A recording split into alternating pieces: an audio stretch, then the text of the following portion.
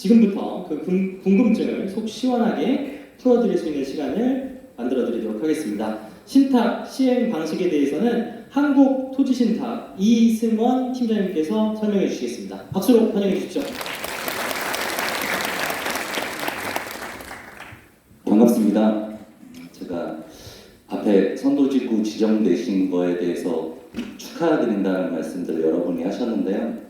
오늘 이 자리에 좌석이 부족할 만큼 앉으시고 시장님과 의원님들이 이렇게 도와주신다라고 약속까지 하시는 거 보니까 양국도신탁의 자금력과 전문력을 받쳐서 반달이 보름달이 될 수 있게끔 성공하는 거는 이제 얼마 남지 않은 과제라고 생각이 듭니다. 다시 한번 여러분들 성공사업을 위해서 크게 박수 치고 설명이 진행하도록 하겠습니다.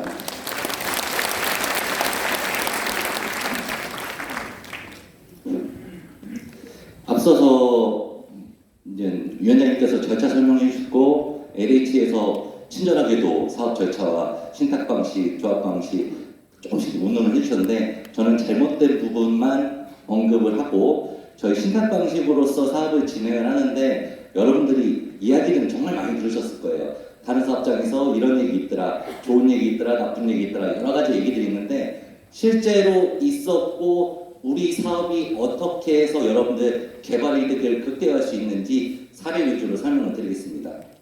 우선 우리가 사업을 하는 데 있어서 적용되는 법이 도시및 주거정비법입니다. 근데 도정법 1조의 목적에 보면은 주거 환경의 질을 개선하고 도시 회복 기능을 기여를 한다라고 되어 있는데 저는 그거는 이제 아까 LH에서 사업 많이 하신 재개발 사업이라고 생각을 합니다. 재건축 사업은요 공공사업이 아닙니다. 민간 사업이에요. 100%.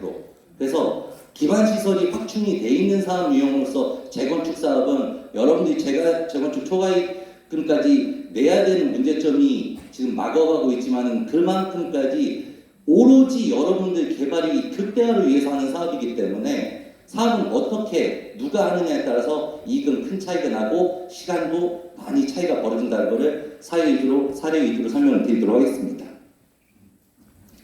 오늘 설명은 제가 신탁방식 정비사업과 그리고 부동산 활성화 정책 그리고 저희 회사 소개 순으로 설명을 드리도록 하겠습니다.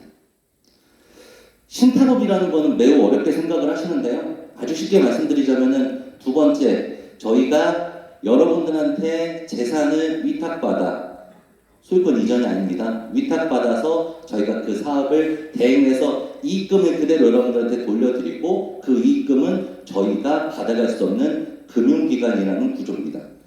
그리고 현재 신탁사는 14개 신탁사가 있고 우리 같은 사업장, 큰 사업장을 할 수 있는 신탁사는 이 중에서 그리 많지는 않습니다. 신탁 방식을 도입을 2016년도에 하게 된 과정을 설명을 드리면은 조합 방식이 이런 문제점이 있었다, 저런 문제점이 있었다 얘기들을 많이 길게 해야 돼요. 근데 사실 조합 방식의 문제점들은 언론에 너무 많이 노출이 되어 있습니다. 여러분들 다 알고 계세요. 그래서 저희가 사업을 어떻게 해서 여러분들 사업을 이익을 극대화할지만 설명을 해드리도록 하겠습니다.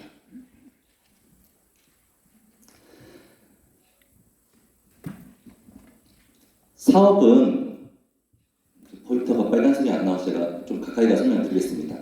신탁 방식은 세 가지로 구분을 해볼 수가 있습니다. 전문성 자금력의 결여가 돼서 그동안 여러분들이 시공사에게 의존을 할 수밖에 없었던 거. 근데 이게 어떤 구조적인 문제지 시공사가 잘못을 했다가 아니라 시공사는 시공 이윤을 극대화하기 위해서 부의를 하고 사업장의 사업비나 운영비를 중단시키고 본인들 의지대로 공사비를 끌어올리고 하는 역할을 했을 뿐이에요. 근데 그렇게 하면 여러분들 사업비가 늘어나게 되고 이익은 줄게 되니까 그거를 구조적으로 해결하기 위해서 전문성과 자금력을 붙입니다. 그래서 부동산 신탁은 국가 공인 금융기관으로서 금융기관의 역할을 합니다. 그래서 은행의 역할로서 사업장에 참여를 하다 보니까 시공사는 원래의 목적, 건설, 시공의 목적만 업무 분장을 나눠서 해서 여러분들한테 금융기관의 역할을 시공사가 해서 주도권을 뺏겼던 거를 여러분들 주인들한테 다시 되돌릴 수 있는 주도권 확보. 두 번째, 공사비 상승. 공사비 상승은 시공사는 공사비를 많이 올려서 이윤을 가져가려고 하지만은 우리는 적정한 공사비와 품질은 극대화를 해서 사업을 진행을 해야 되는데 이 공사비 상승을 막을 수 있는 방법이 무엇이냐? 주도권입니다. 깎아주세요가 아니에요. 공사를 중단을 했던 사업장들을 보면은 일단 진행을 하고 보자 운영비를 끊고 사업비를 끊고 공사 중단해서 유치권 행사를 했어요. 그 이유가 무엇이겠어요? 당장 사업장이 돌아갈 수 있는 재원이 없기 때문에 그 재원이 시공사로부터 나왔는데 그 시공사가 등을 돌렸기 때문에 부천주공, 대조이고요. 많은 사업장들 문제가 생겼어요. 금융기관인 부동산 신탁사가 들어와서 사업 주도권 확보해 준 것과 동시에 공사비가 얼마가 적정하겠느냐, 어떠한 마감제로 하는 게 적정하겠느냐, 여러분들이 결정하신다? 중요합니다. 어떤 걸로 결정하실 거예요? 어떤 게 우리 사업장에서 가장 적절한 분양가와 마감 수준일까요? 사업을 해본 사람이 알겠죠. 그거를 모든 것이 표준화되어 있는 저희 한국도시신탁이 여러분한테 그 자료를 제공을 해드리고 전문성을 제공해드리면 여러분들은 객관식으로 선택을 하실 수 있는 기회가 생기는 겁니다. 사업을 아주 쉽게 효율적으로 하실 수 있게 기회를 부여해드립니다. 세 번째로 각종 비리, 투명성 확보. 한국토지신탁은 금융기관입니다. 국가에서 금융감독원의 엄격한 관리감독을 받고 있기 때문에 여러분들의 사업비를 저희 회사에서 관리를 한다는 것은 나라에서 10원짜리 하나까지 다 실시간으로 들여다보고 있습니다. 그리고 아까 소식지 샘플을 이렇게 보여주셨는데 여러분들 3개월 한 번은 의무적으로 소식지가 나가게 되어 있습니다. 도정법상. 그리고 저희는 수시로 소식지를 통해서 사업장에 들어서 매우 자세하게 모든 내용을 공유를 해드려서 여러분들이 신탁사가 들어와서 한토시인 들어와서 사업 진행을 하니까 굳이 내가 전화해서 물어볼 필요도 없고 하지만 총회는 오셔야 됩니다. 여러분들 의사결정 하셔야 되니까 소식지로 다 알려드려도 반드시 전체인 오셔서 의사결정을 해주시면 됩니다. 사업 구도는 그렇습니다. 죄송스럽게 가운데 저희가 시행자라고 대문짝만하게 써놨는데 일종의 속된 표현으로 페이퍼 컴퍼니입니다. 왜? 도정법은 절차법이고요. 그 절차에 따라 사업을 진행하는데 모든 의사결정은 전체 회의에서 토지동 소유자님들이 하시도록 되어 있습니다. 그래서 아까 위원장님께서 말씀하신 대로 저희를 관리 감독을 하시는 역할을 여러분들이 하시고 그 앞서서 저희가 사업에 대해서 모든 것을 추진 내용을 정기 보고를 드리고 진행을 하는데 부동산 신탁사는 그냥 민간 회사가 아닙니다. 국가공인 금융기관이고 도정법 118조에 따라서 LH와 허그와 신탁사는 동일하게 공공의 역할로서 사업 시행자로서 우리 사업장에 참여를 하게 됩니다. 신탁 방식으로 하면 공사비가 절감이 된다. 품질은 뒤에서 제가 충분히 설명을 드리겠습니다.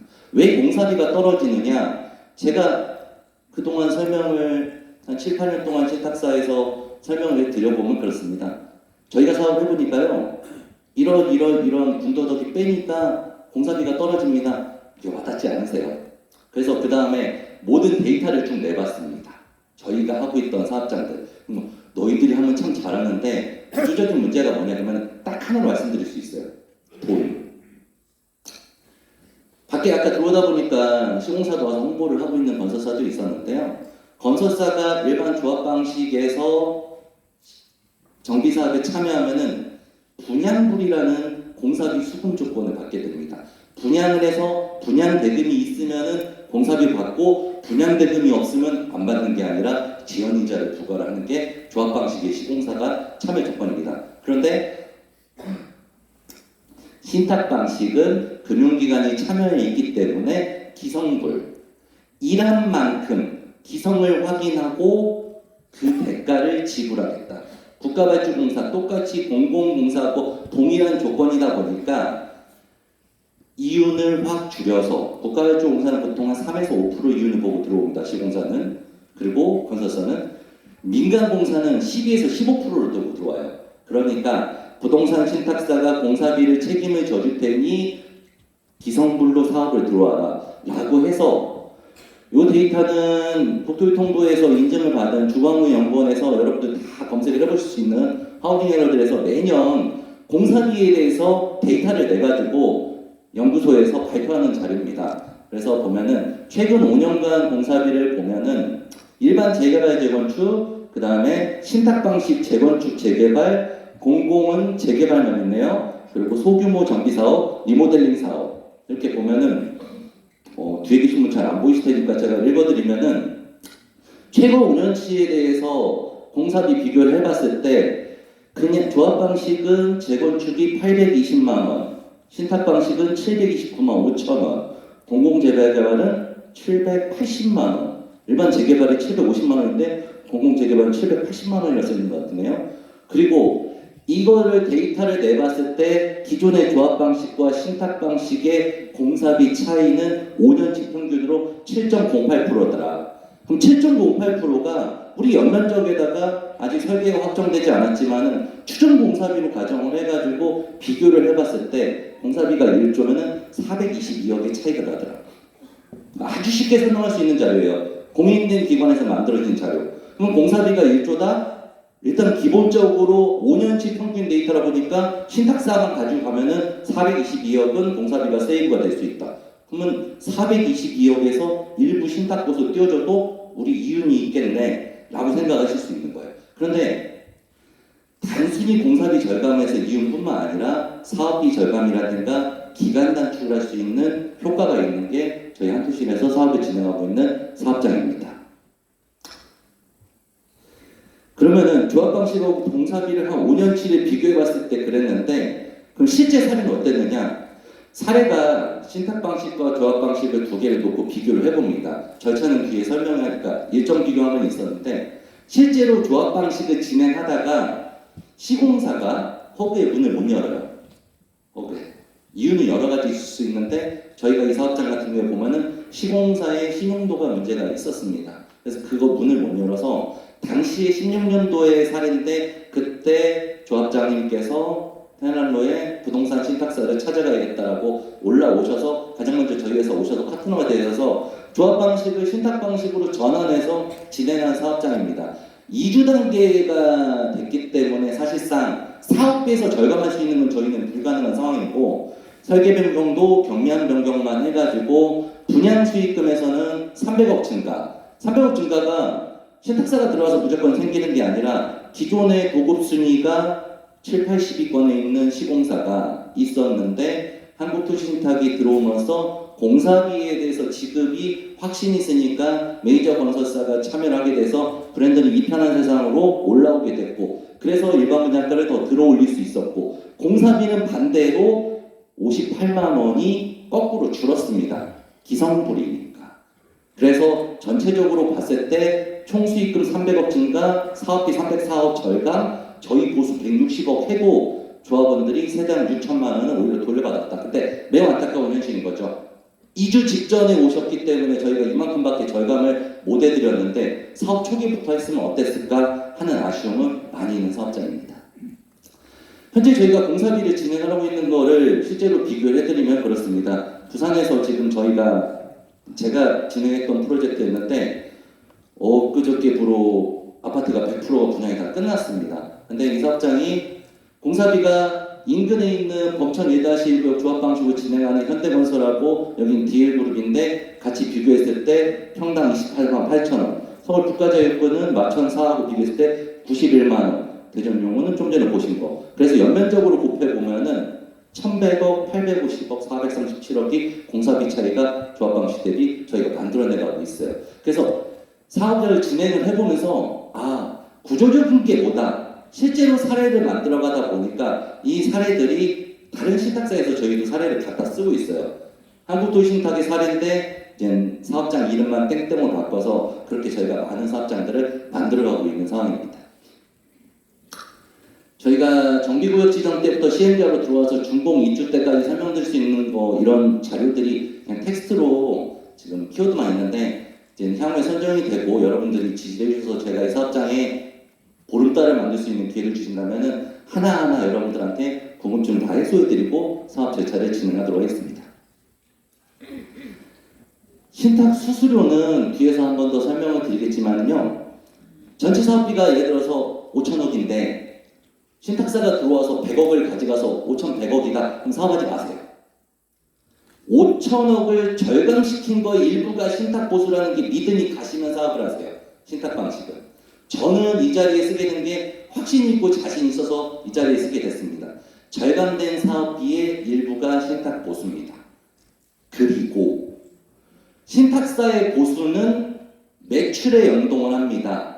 여러분들 분양가를 최대한 많이 받을 수 있게끔 평면을 기술팀에서 고민하고 마케팅팀에서 전략을 짜고 저는 사업비와 모든 것을 컨트롤하고 그렇게 고민해서 여러분들한테 의견을 받아서 절차를 진행을 하는데 그 얘기는 무엇이냐? 많은 매출을 일으킬 수 있도록 저는 노력을 하겠죠. 왜? 제 수수료가 매출의 기반이니까.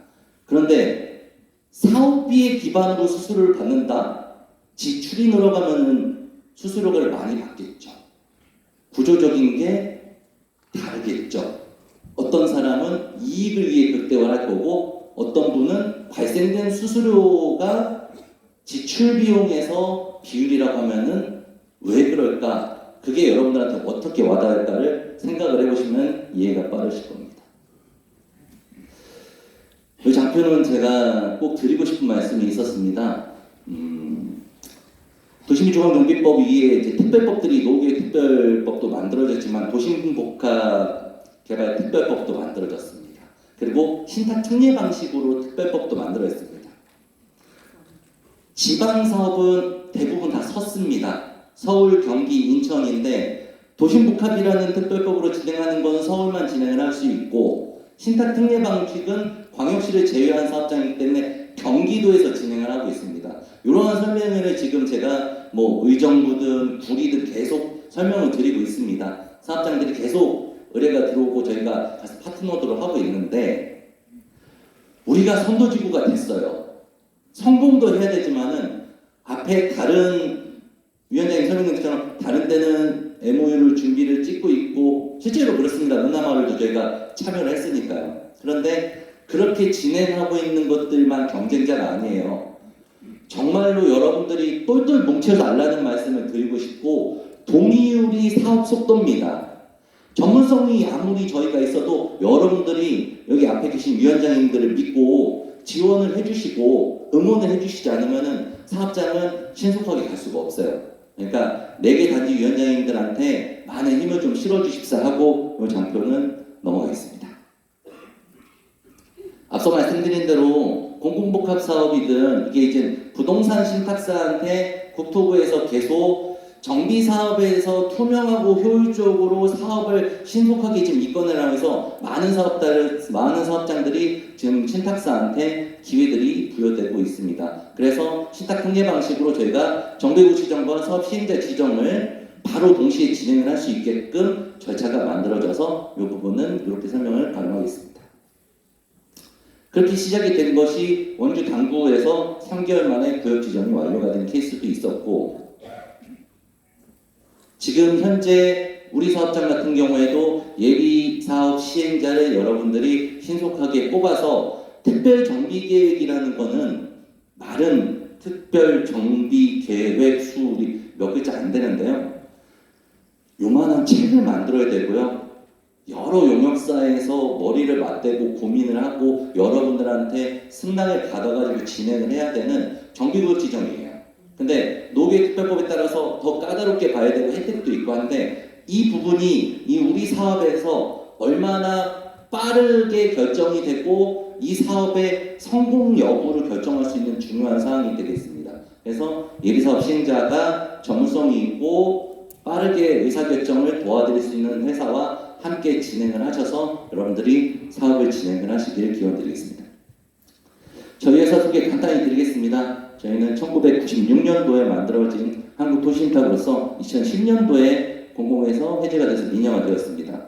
현재 업계 최고 자산 1조 6천억 그리고 자기 자본 8,700억 정도 되는 회사로서 주택들 공급 실적이 27만 호가 넘습니다. 그러니까 그만큼 많은 아파트 주택들을 시행을 하다 보니까 빅데이터들이 누적이 돼 있어서 어떻게 사업을 진행했을 때 효율적이고 이윤을 극대화할 수 있는지 데이터들을 축적을 이미 하고 있는 회사입니다.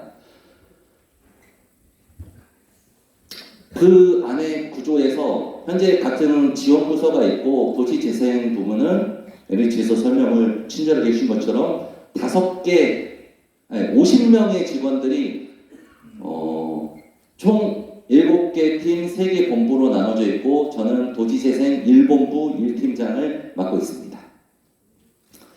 저희가 사업을 많이 해봤다, 노하우가 있다 이렇게 말씀드렸는데 그동안 사업장들이 정비사업을 제가 이제 시공사에서도 근무하고 신탁사에 근무하면서 이렇게 보면은 항상 문제점들이 업체, 영유업체 계약서에서 시작이 됩니다. 그러면은 그 계약서 문구가 어떻게 쓰여지느냐 한 글자만으로도 해제와 해지도 다르고 그게 나중에 소송으로 이어지고 어떤 문제점에 실마리도 되고 그렇게 하는데 그러다 보니까 저희 회사도 많은 사업장들 해보면서 왼쪽에 있는 게 저희 전산 화면 캡처한 건데 모든 용역들에 대해서 표준화가 되어 있습니다. 계약서들이. 그래서 그 자료가 여러분들이 의사결정을 할 때 기준이 되고 그 기준에서 여러분들이 정비사업위원회나 전체에서 수정을 가시면 돼요. 근데 저 계약서들은 오로지 토지등 소유자한테 유리하게 계약서가 만들어져 있습니다. 그래서 협력업체들이 들어와서 열심히 일하고 대가를 받는 데는 문제가 없지만은 향후에 더 추가적인 용역비를 지급을 요청을 할 수 없게끔 그리고 어떤 용역이 누락되지 않게끔 할 수 있는 표준화된 데이터들을 다 축적하고 가지고 있는 회사입니다. 그래서 우측에 보시면 첫 번째 거는 설계용역 계약서고요. 설계용역 계약서를 여러분들도 보면은 뭐 서울이든 경기, 인천에서 다른 조합 방식 신탁사가 들어오지 않은 아니면 다른 신탁사가 들어간 설계 계약서 보면 몇 장 안 될 텐데 저희는 설계가 납품을 위한 성과 요구서가 이렇게 되어 있습니다. 그래서 설계가 어떤 일을 해야 되는지 설계가 우리가 보면은 굉장히 중요합니다. 시공사보다 어떻게 보면 더 중요한 역할을 하기 때문에 용역 범위를 굉장히 엄격하게 규정하고 있고 마지막으로 있는 게 공사 도급 계약 마감 기준인데요. 시공사를 선정하는 시점은 과거에는 서울은 사업시행가 이후 그다음에 다른 지역에서는 조합사립인가 이후 그런데 지금 그게 이제 의견이 분분한 상태입니다. 근데 시공사를 선정하는 시점은 착공 전은 분명한 건데 인허가를 진행을 어느 정도 하고 나서 시공사를 뽑으니 선정된 시공사가 저희는 이도면을 시공 못해요.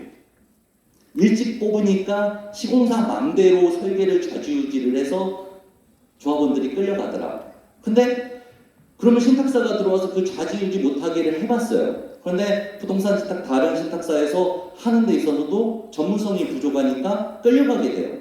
근데 저희는 사업을 많이 해봤으니까 무엇이 있느냐? 설계는 바뀌더라도 각 모든 것의 항목들에 대한 퀄리티를 정해놓게 되면은 설계가 변경이 돼도 공사비가 증감이 매우 경미하게 발생을 하게 할 수 있더라. 그래서 전체 저희가 공사도급계약서의 마감재 수준을 포함을 시키는데 전체위에서 의결 받기 전에 정비사업위원회를 통해서 설명을 드리고 이거는 좀 이렇게 바꿨으면 좋겠다 의견들이 있어요. 뭐 창문은 좀 업그레이드를 했으면 좋겠다. 주방 가전은 어떻게 바꿨으면 좋겠다. 그런 내용을 쭉 반영하는 게 단위세대 전용 부위만 125개, 아파트 공동 내부 20개, 부속동, 그리고 조경, 토목, 특화해서 기타 설계까지 마감재 수준이 240개 이상 있습니다.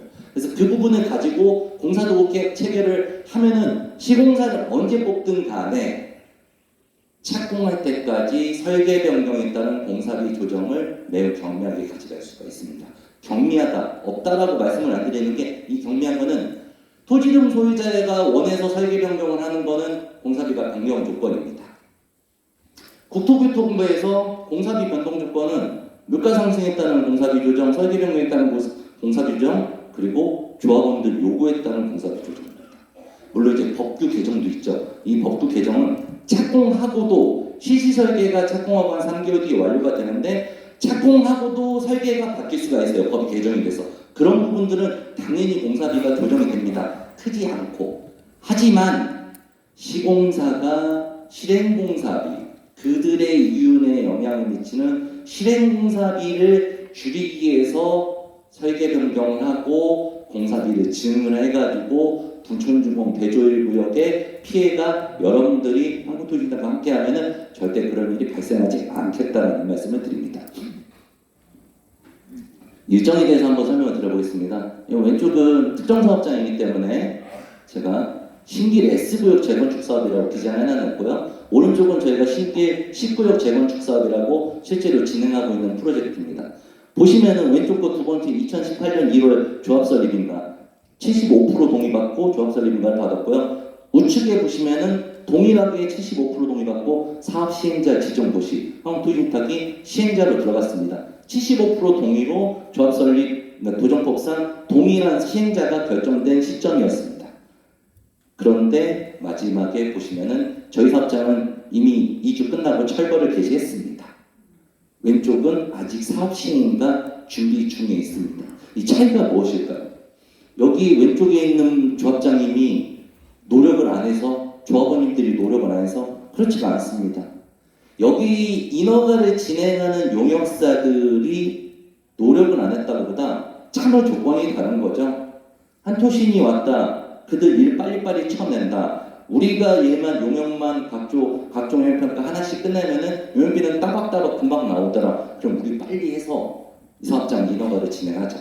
그리고 시공사 입장에서도 마찬가지인 거죠. 빨리 사업을 진행을 해서 조합원님들한테 개발이 돌려드리고 나가자라는 마음이 생길 수 있는 게 기성불로 진행하는 한국토지신탁의 재건축 사업이 되겠습니다. 용역 발주도 간단히 말씀드리면은 용역들을 어떤 환경 영향 평가에 보면은 불필요한 용역들이 들어가 있습니다. 지주조사를 합니다. 지주조사를 몇 공을 파야 될지 몰라요. 그럼 지주조사 일식 해서 용역 발주를 낼 거냐? 아니면은 몇 공을 파라고 해주고 정산을 어떻게 한다, 공단 어떻게 한다 이렇게 디테일하게 들어가냐에 따라서 용역비가 한 개 용역당 제가 진행을 해보면은 작게는 한 1,000만 원, 500만 원, 크게는 5천만 원 이상 차이가 납니다. 용역들이. 그래서 불필요한 용역은 걷어내고 저희 기술팀에서 자체적으로 진행했던 걸 진행하면서 최대한 사업비도 절감을 한다면 공사비에서 아까 7.08 뭐 절감되는 거 이상으로만 못하지만은 사업비에서도 여러분들 충분히 절감할 수가 있습니다. 그렇게 진행을 하면서 여러분들 요구에 따라서 저희가 기존 브랜드에서 하이엔드 브랜드로 증을시켜가지고 실제로 진행을 하고 있는 프로젝트들도 있습니다. 이렇게 저희가 다른 신탁사나 앞서 뭐 PT절에서 MOU 이런 건 저희가 없습니다. 왜? MOU는 한 100군데 있습니다. 그거는 저희가 사업이 될지 안 될지 저희하고 시간을 더 가봐야 되는 단계가 필요한 거고 실제로 진행하는 사업장들만 보여드리면은 건축심의 단계, 사업시행 단계, 관리처분, 이주착공, 분양, 입주까지 해서 재개발 사업이 아니에요. 우리는 재건축 사업, 가로주택 정비 사업까지 저희는 모든 사업들을 다 해서 이 실적들을 지금 진행을 하고 있고 약 32,000세대의 신축 사업을 많은 토지등 소유자님들과 진행하고 있습니다. 재개발 사업과 재건축 사업은요, 아까 제가 서두에 말씀드렸던 것처럼 민간 사업이에요. 여기는 공공기관에서 우리가 부천시는 도와주시지만은 정부는 안 도와줍니다. 정부는 우리가 이겨내야 되는 기관이에요. 시는 우리를 도와주지만은 그렇기 때문에 재개발 사업에서 사업을 진행하는 것과 정말 다르게 진행을 합니다. 토지 수용 방식조차도 재개발은 수용 재결이고 우리는 매도 청구 소송입니다. 매도 청구 소송을 통해서 어떻게 빨리 이주 철거를 하느냐 해본 사람은 알고 있어요. 저희는 참 많이 하고 있습니다. 그렇게 진행을 하면서 앞서 보시면은 많은 사업장들이 서울, 부산, 경기, 대전, 대구, 인천 그 사업장에서 여러분들이 아시는 그 브랜드 건설사, 메이저 건설사들이 한국토지신탁의 사업 진행 속도 그리고 자금력 그들의 공사비를 지급할 수 있다는 믿음을 줬기 때문에 이렇게 사업 파트너를 진행해서 여러분들의 입주 이후에도 향후 프리미엄이 만들어지고 있습니다. 저희가 1기 신도시 재건축에서 한솔마을 1, 2, 3단지 그리고 얼마 전에 3월 말에 일산 선두지구 후곡마을 MOU 지정됐고 분당 양지마을 재건축도 저희와 예비신탁사로 지정되었습니다. 그래서 현재 목동 10단지, 노원구는 상계주공 10단지, 화계현대우성, 그 다음에 분당은 양지, 서현 2동, 그리고 무지개마을 유계세 10단지 이 외에도 뭐 저희가 중개무지개도 제가 지금 진행을 하고 있고 여러 사업장들이 저희하고 파트너가 돼서 사업을 지금 진행을 준비를 하고 시작들을 하고 있습니다. 썸머리를 해보자면은 그렇습니다. 저희는 한국토지신탁은 자금력과 전문성으로 여러분들이 원래 주인이었던 정비사업에 주도권을 돌려드리겠습니다. 그리고 사업성 확보를 위해서 전문성과 노하우 그리고 자금력을 저희가 동원을 해서 최적의 분양가를 책정해서 공사비 진행을 방지해서 사업성을 극대화를 해보도록 하겠습니다. 투명성 확보는 각종 비리와 내부 갈등을 해소하고 4개 단지의 통합을 위해서 노력을 하도록 하겠습니다. 그래서 속도는 더하고 수익은 곱하고 비용은 줄이고 리스크는 나누는 신탁 방식 정비 사업으로 여러분 사업장에 참여하고자 하는 의지가 매우 큽니다. 이상 마치고 제가 사전에 Q&A에 대해서 조금 말씀을 해주셔서 그 부분 설명드리도록 하겠습니다. 우선 조합 방식에 설명할 사람이 없다라고 말씀을 준비위원회에서 말씀을 해주셔가지고요. 이것부터 좀 설명을 드리겠습니다. 이 자료는 제가 조합 방식 설명을 드려야 되기 때문에 공공적인 자료를 설명을 드려야 되고 해서 국토교통부에서 만들어진 자료 가지고 설명을 드리겠습니다. 왼쪽 상단부터 보면은 조합 방식은 조합에서 시행을 합니다. 쉽게 말씀드리면 우측에 신탁사가 사업 시행자가 됩니다. 시행자 방식으로 우리가 말씀드리니까요. 왼쪽에 사업 시행자 지정 동의 요건은 동의합니다. 동의를 하고 6월달부터 조합 설립 동의 요건이 75에서 70으로 바뀌는 사항만 있고 우리는 이제 특별법에 따라서 토지동수요자 과반수로 신탁이나 공공기관이 들어갈 수 있는 조건이 있습니다. 좌측의 조합 방식 운영해 보면 조합 총회에서 결정을 합니다. 주민들끼리 우리 사업이라고 의견이 똘똘 뭉쳐서 정말 잘 화이팅 하시고 하실 수 있는 장점이 있는 반면에 전문성은 좀 부족할 수 있죠. 우측에 보면은 토지등 소유자 전체이라는 것은 어렵게 만들어진 도정법 용어입니다. 똑같은 총회를 의미합니다. 특징은 밑에 주민의견 적수용 오른쪽에 보면 수수료 발생되는데 수수료는 아까 말씀드렸다시피 추가적인 사업이라면 하실 필요 없다고 말씀을 명확하게 드렸고 전문성과 자금력으로 신탁사가 들어와서 진행하는 사업이고 조합 방식이 그동안 많이 잘 되었습니다. 모든 조합 방식이 문제라고 생각은 안 듭니다. 제가 건설사에 근무하면서도 조합 방식으로 사업을 준공도 시키고 조합원들 개발 이득이 발생하는 것도 많이 만들어 봤지만 하나가 문제가 되면은 그 사업장에 내 전재산이 걸리는 정비 사업이 좌지우지 되더라는 거죠. 특히 게다가 요즘 같은 불경기. 그러니까 신탁사와 조합 방식의 정비사업 전문관리업자가 들어와서 각종 용역업체들이 조합과 함께하는 사업은 이렇게 차이가 있다고 간단히 설명을 드리도록 하겠습니다. 신탁사의 공공지원 역할은 앞서 말씀드렸던 것처럼 도정법 118조에 따라서 LH, 신탁사, 허그는 동일하게 공공지원자 그리고 지정개발자로서 동일하게 역할을 참여를 합니다. 다만 그 신분이 저희는 국가공인 금융기관이고 허그와 LH는 기관이라는 거죠. 신탁하면 내 재산 날라간다. 신탁법 33조, 22조 그리고 자본시장법 64조에 따라서 저희는 쉽게 말씀드려서 고의 또는 과실로 여러분들한테 손해를 끼치면 그거를 배상할 의무가 있는 금융기관입니다. 신탁하면 매매를 못한다는데 신탁은 매매가 아닙니다. 그래서 신탁 등기를 하고 진행을 하는 거기 때문에 신탁 등기를 풀고 진행을 필요한 거는 하고 그렇지 않고 그냥 신탁 등기가 돼 있어도 여러분들이 재산권 행사 가능한 것도 많이 있습니다. 조합 방식은 신탁을 안 해도 되나요? 아닙니다. 현금 청산 받으실 분, 분양 안 받으시는 분들 빼놓고 분양 받으신 분들은 다 신탁을 하셔야 됩니다. 조합 방식도 마찬가지고. 언제 하느냐? 이주를 나갈 때 여러분들 이주라는 게 그렇습니다. 이주비 대출은 종전자산 담보대출이에요. 종전자산 담보대출 받는데 말 그대로 담보대출이잖아요. 허그에서 보증서 끊어줘가지고 하는데 허그에서 신탁을 가져갑니다. 담보권을. 그리고 아까 앞서서 이야기 나왔던 얘기인데 종전자산 평가 금액이 여러분들의 분담금을 결정하는 게 아니고요. 종전자산 평가 금액은 여러분들의 권리가액을 결정하는 겁니다. 종전자산 평가 금액이 높고 낮은 거는 조합원님들한테 영향은 거의 없어요. 현금 청산 받으신 분들한테 영향이 있는 겁니다. 신탁회사를 믿을 수 있나요? 굉장히 엄격하게 관리 감독을 받고 있는 부동산 신탁사는 금융감독원에서 통제를 하고 있기 때문에 크게 걱정하지 않으셔도 됩니다. 신탁사가 부도가 나면은 신탁법 24조에 따라서 신탁에 위탁한 재산은 100% 보호가 됩니다. 다만 이제 예금보호법에 따라서 5천만 원 이거는 은행에 맡겼을 때 얘기인 거고 부동산 신탁사에 위탁한 재산은 100% 법으로 보호가 됩니다. 신탁사는 개발 이득을 가져갈 수 없습니다. 쉽게 말해서 여러분들이 대출이라고 하면 좀 기분 나쁘니까 예금 이자라고 하겠습니다. 예금 이자를 맡겼는데 금리가 뭐해서 2%였는데 변동금리예요. 뭐 코피스나 CD로 변동이 돼가지고. 근데 이자가 변동금리가 좀 더 기준금리가 올라가면 이자가 더 발생을 해요. 그럼 창고 직원이 수익이 좀 더 나오셨는데 저 용돈 좀 주세요.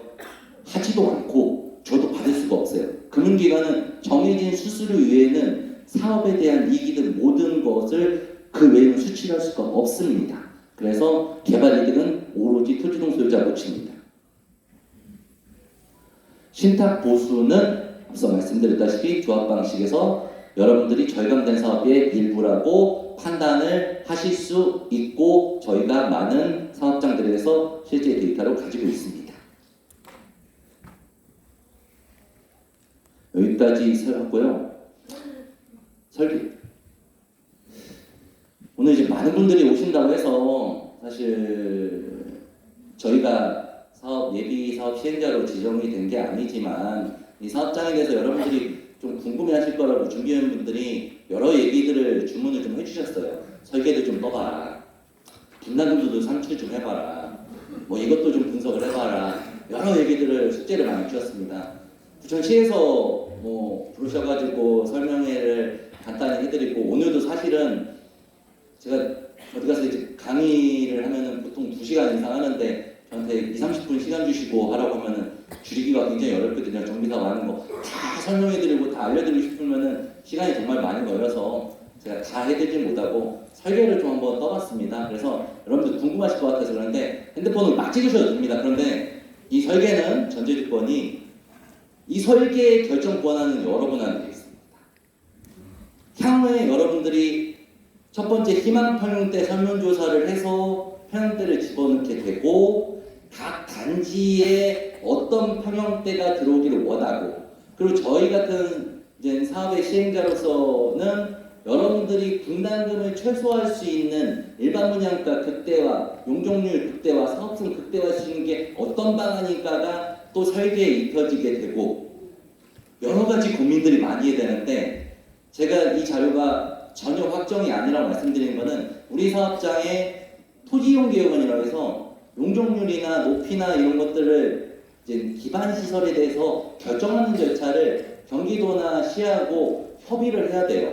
근데 저희는 아직 지위가 없습니다. 협의를 할 수 있는 안타깝게도. 그래서 저희가 일반적인 그냥 예상치로 검토를 해본 걸로 조감도를 보여드리도록 하겠습니다. 현재 설계한 거는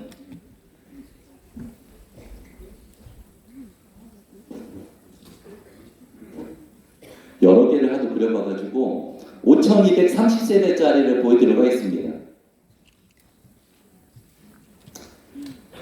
단지 조감도입니다. 브릿지는 여러분들이 원하시면 될 건데 저는 개인적으로 권하지는 않고 있습니다. 지금 공사비가 들어가서 일반 계약자들까지 다 쉐어가 되고 공사비 여러분들이 내시고 일반 분양자들까지 다 하는데 분양가, 일반 분양가를 더 많이 받을 수 있는데 브릿지가 됐던 어떤 특화 공사가 도움이 된다면은 여러분들 말씀하셔도 저희가 권해드리기도 합니다. 그래서 저렇게 조감도를 만들어서 지금 했고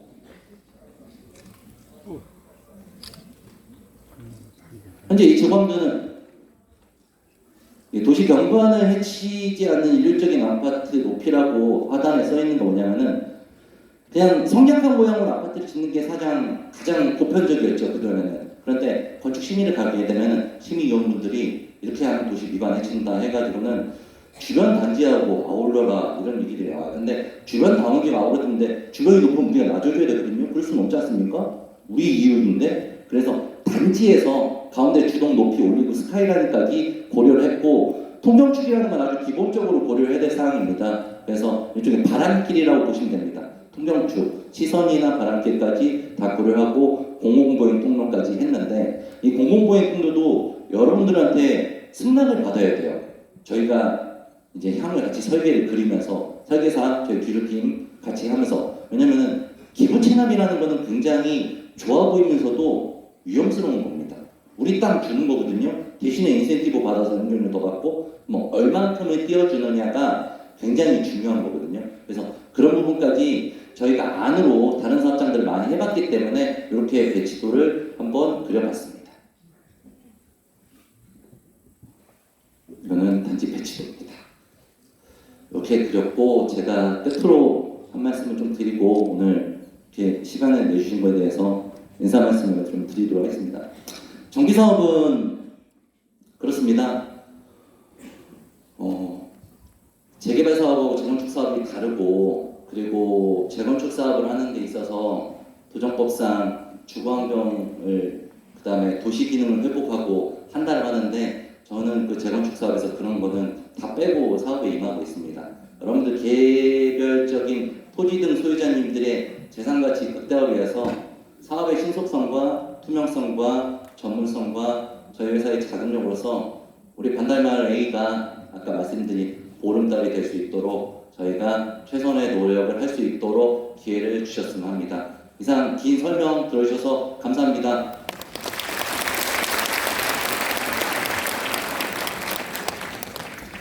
네, 신탁 시행 방식 설명 감사합니다. 네, 이렇게 공공과 신탁 시행 방식에 대한 충분한 설명이 되었길 바랍니다. 이렇게 오늘 준비된 내용은 모두 전달드렸고요. 설명에 마치기 전에 주민 여러분께 딱 3가지 안내 말씀드리도록 하겠습니다. 첫 번째, 각 단지별 카카오톡 소통방을 운영하고 있습니다. 앞으로의 재건축 진행 상황과 공지 사항을 빠르게 공유드리기 위함입니다. 현장에 준비된 QR코드를 통해 바로 접속 가능하오니 아직 안 들어오신 분들은 각 단지별 소통방으로 참여해 주시길 바랍니다. 두 번째, 관리사무소에 연락처를 꼭 업데이트 해주시기 바랍니다. 연락처가 변경되셨거나 최근 재건축 관련해 안내를 못 받으신 분들 꼭 관리사무소를 찾아 연락처 업데이트 부탁드립니다. 자, 마지막으로 곧 재건축 추진을 이끌 주민대표단 선출을 위한 투표가 진행될 예정입니다. 어떤 분들이 나오시나 관심 가져주시고 투표에 참여해 주시기 바랍니다. 소통방과 오프라인 홍보물을 통해 투표 안내해 드릴 예정이니 관심과 참여 그리고 믿을 수 있는 대표 선출에 함께해 주시기를 부탁드립니다. 오늘 이 자리는 단순한 정보 전달이 아니라 우리가 함께 더 나은 주거환경과 미래를 만들어가기 위한 출발점이라고 생각합니다. 우리 아파트가 새롭게 거듭날 수 있도록 주민 여러분 한 분 한 분의 관심과 단합이 정말 중요합니다. 함께 힘을 모아 우리 모두가 자랑스러워할 수 있는 재건축 꼭 성공하리라 기대합니다. 자, 그런 의미에서 오늘 설명회는 여러분의 큰 박수로 마무리하도록 하겠습니다. 수고하셨습니다. 네, 조심히 구현하십시오. 감사합니다.